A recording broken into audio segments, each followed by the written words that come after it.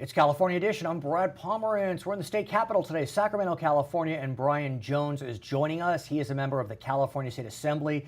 So I want to speak with you about work schedules. Sure. I remember back in the day, last century, I guess you could say, there were flexible rules which allowed employers and employees to create a work schedule that could be somewhat tailored and flexible. Right. What happened during the Gray Davis administration? Well, one of the very first bills that Gray Davis signed into law was removing that right of flexible work weeks from private employers, but leaving it in place for union workers. And it doesn't matter if you're, private union or government union or public safety, as long as it's a bargained element of the contract, then they can have those items. So it's kind of a power play by the unions to be able to retain that benefit but remove it from the private sector, maybe as a compelling reason to join a union rather than not be in a union. So as we speak today, and especially when you consider the different ways folks are working in terms of telecommuting, working on the internet, there are some rumblings to bring back the ability of non-unionized employers to create a flexible work week. What happens today if they want to create a flexible work week? Well, if they want to create a flexible work week today, it's very difficult. The law is very specific, and there's a 7 or 8 step process that the employer and the employee has to go through, and then they have to compel the rest of the employees to go along with it. It's a vote of the employees to allow one employee to have a flexible work week. So, and if at any point in that process the employer violates one of those very specific details, it opens them up to a lawsuit, either private right of action or other type of lawsuit from employee attorneys to come in and attack the employer. So it's very expensive, costly, and they don't do it. So I understand that the Republican caucus has been looking to create some flexibility.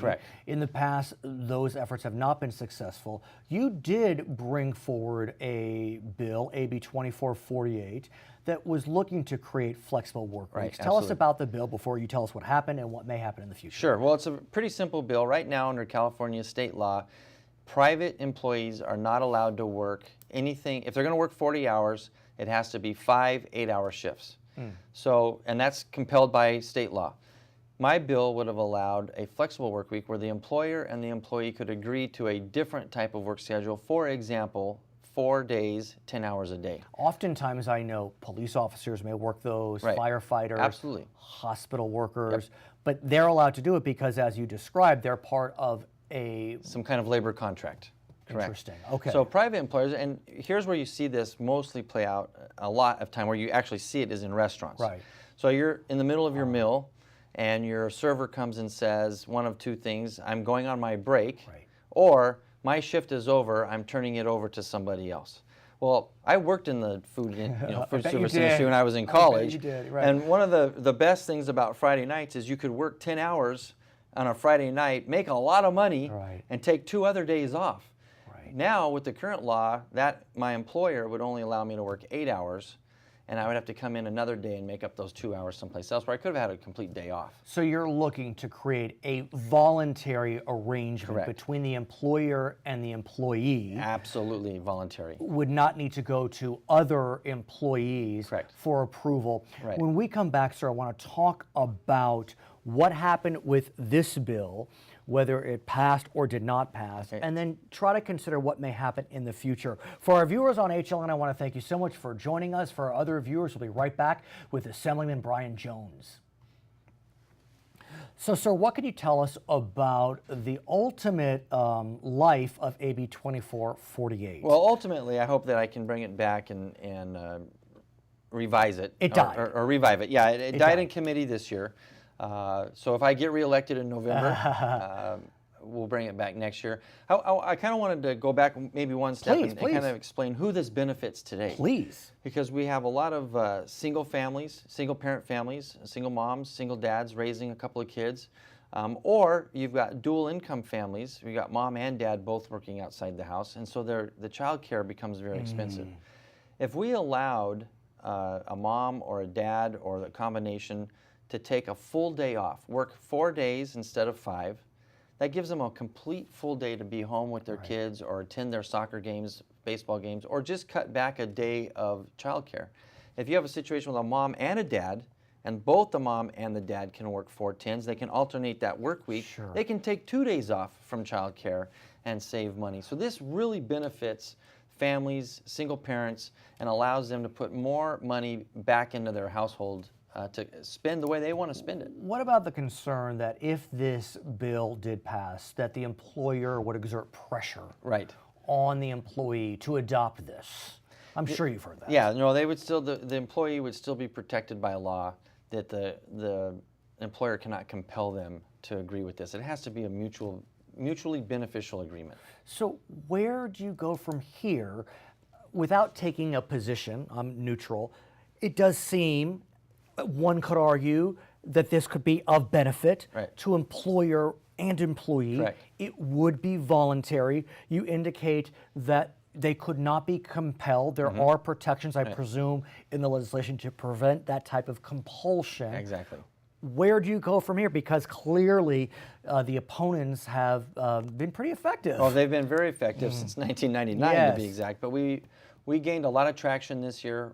We've reached out to more groups to come on board.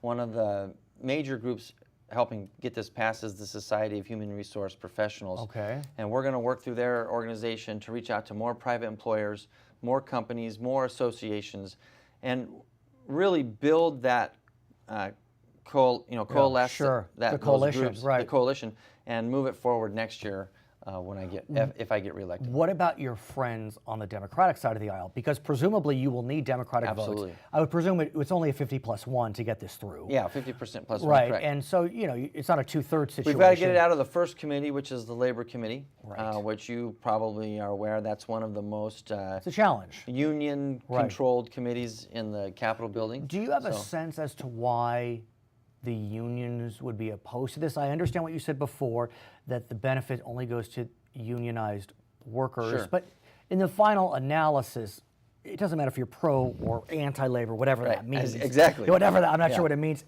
Some places just really can't unionize. I mean, it's not. Absolutely. This is not a criticism. It's not possible. So it's a notch in their belt that they were able to accomplish this, and it shows their effectiveness to their members.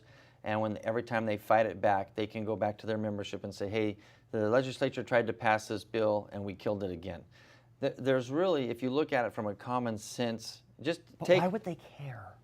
Again, why would they? Just for that reason. Because they want messaging they want to be able to motivate non-union workers to try to unionize for this benefit. Yeah, I think that could be like one of the underlying reasons. I don't think that actually plays out. When people are talking about unionizing or not unionizing, I don't really think they take this into account of whether we're going to vote to certify a union or not. But again, it's just a power play on their part, and it's really interesting listening to them testify in committee. That we've worked hard to get the 40-hour work week. 100 years ago, workers were oppressed, and and none of it has anything to do with this bill. But or this the policy. unions are allowed not to have a 40-hour work week. Exactly. Where are other states on this? Do you know? Well, that's a very good question. Okay. Yeah. California is one of 3 states that has the current situation that we have. Now, here's the interesting thing about that: the other 2 states have a mechanism within their labor law to allow a voluntary agreement between the employer and the employee. So you're asking for the same exact protection as the other states. So essentially right now we're 1 of 50. That's exactly literally 1 of 50. And we wonder why California is ranked last for business friendliness. This could be one of those situations. It's absolutely. Because this really drives to employee satisfaction with their jobs. If the employee doesn't have the opportunity to have a flexible work week, they become more dissatisfied with their job. He is Brian Jones. He's a member of the California State Assembly. I'm Brad Pomerance, and it's California Edition.